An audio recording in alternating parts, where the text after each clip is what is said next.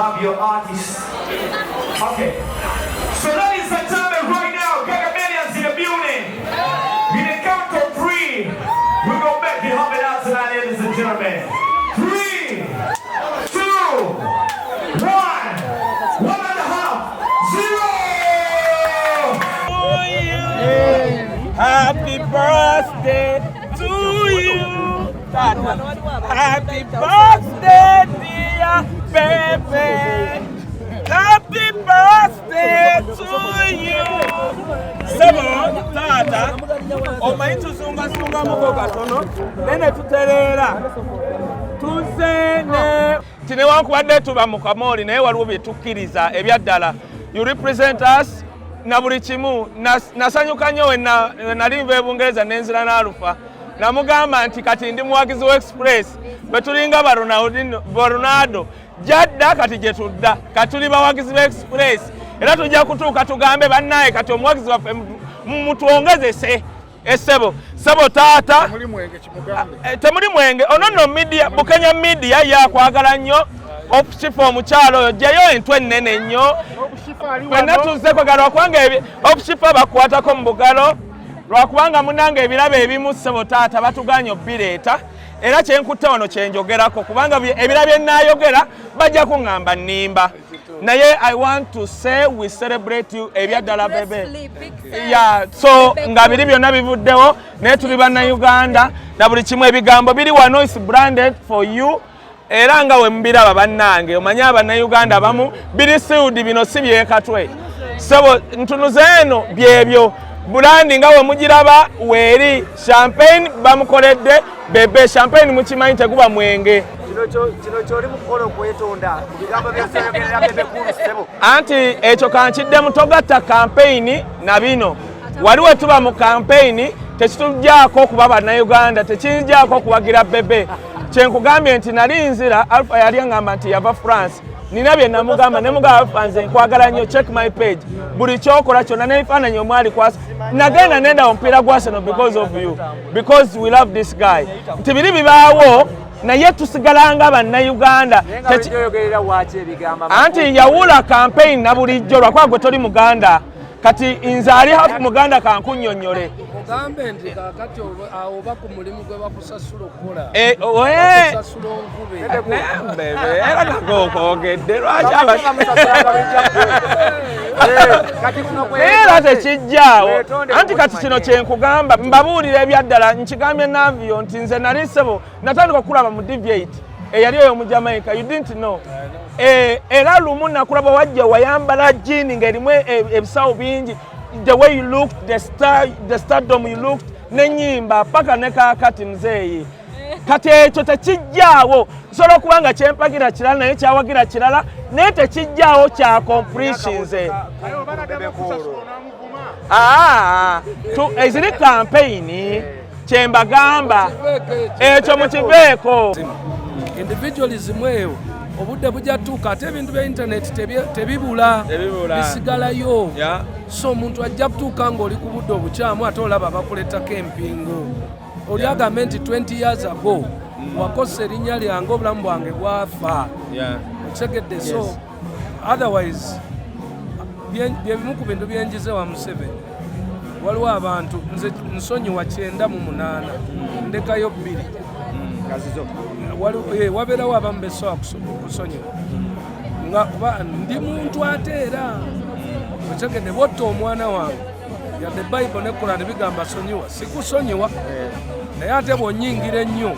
n'osukkawo n'okukoma era sikusonyiwa muzeeyi weebale tuleetaana ziwena cakes ababeera ewandege awatuyambye kagala omanyi kyatukoledde omanyi abannayuganda abamu mwekamba bulire kyekugambye accomplishment yendako gwe musajja accomplishment makes you kwegamba waliwo abantu kyokola nti bebe nkugereza ku kyanavyo tife ababalabye nekyemuzimbye nekyemutaddewo tiwadde twebuzaabuza naye waliwo ekyotosobola kwebulizaabulizaako you lay the foundation naffe abamu aboogera kyetusanzeewo mwatukuba akavulu wabula essolo tulwakwanga walabye otya Western Uganda naffe twayingiddeyo kokoko omwe gye mutambula obukodyo bwaffe nze nawandika akataba kaakati okuyita mu butale oledi awali abantu okitegedde kiringa ekampala wano nze mbamanyi bwe muba okwekalakasa temuyite eno erugogo bypass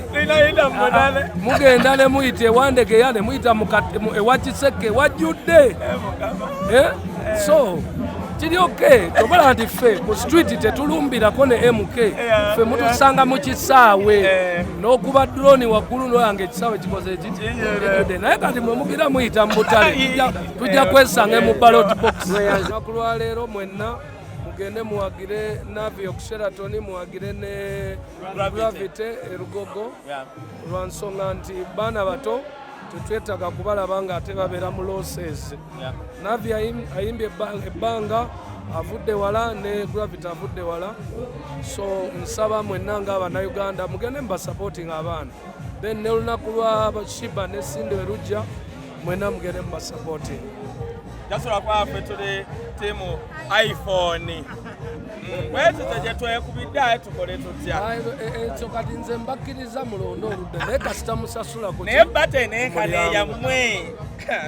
bebe bato yammwe singa mutuddira singa otuleeterayo owa bato omulala yalooba era wasigaddeyo bato emu mu nsi mumirembe akasembayo kankuyozeyoze olwokuba ekyokuba nga mutabani wo amanyiddwa nga Alpha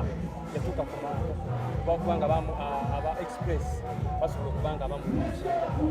kino kitegeeza ki ekibebekulu ng'omuyimbi saazi omwami mutabani wo Alpha okujoininga Premier League team. Alpha okujoininga Express FC ekyo kyekimu birooto omuntu byalina okubeera nabyo. Olugendo lwa Alpha olw'omupiira lutambula abantu bakyamuyisaamu ki amaaso bakyalowooza nti omwana ebintu byakola abikola lwakuba mutabani waabwe, naye olugendo lwe lugenda lwemapinga bulungi. Emyaka 19 already aliko national team, already ayingidde Express yemu ku tiimu esinga obunene mu Uganda,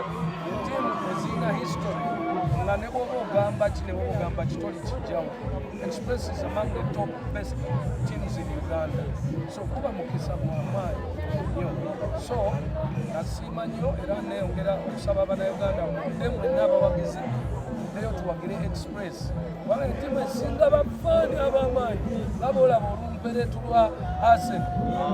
Uganda lwa Express bo they are no nonsense. Era tokolange nasaba nnyo mu tiimu zonna ezaali zitusaba okutwala Alpha wano nalondawo Express lwa nsonga eyo teri kyejo business and the boys era leero basambye abadde ne friendly match UPDF ateebye goolo ate n'akola n'assist. So katutandike empola era naye tumuwe tukkirize nti muto akula ate akapiira akamanyi twali tulowooza ogenda mutola direct mu akademi ya Arsenal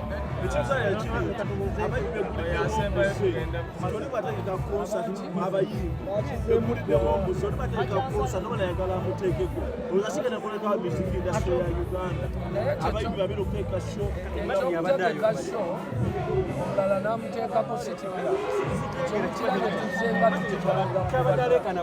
bwentegeka oli alaba watalina bajeti eranga kimuyambako bwalwana naawe, so ekyo si kipya. It is okay, bonna baluzinga ate bonna bafuna. You lose the money but you get the name. But it is very important because what are you looking for at that time? Onoonya sente oba onoonya ki?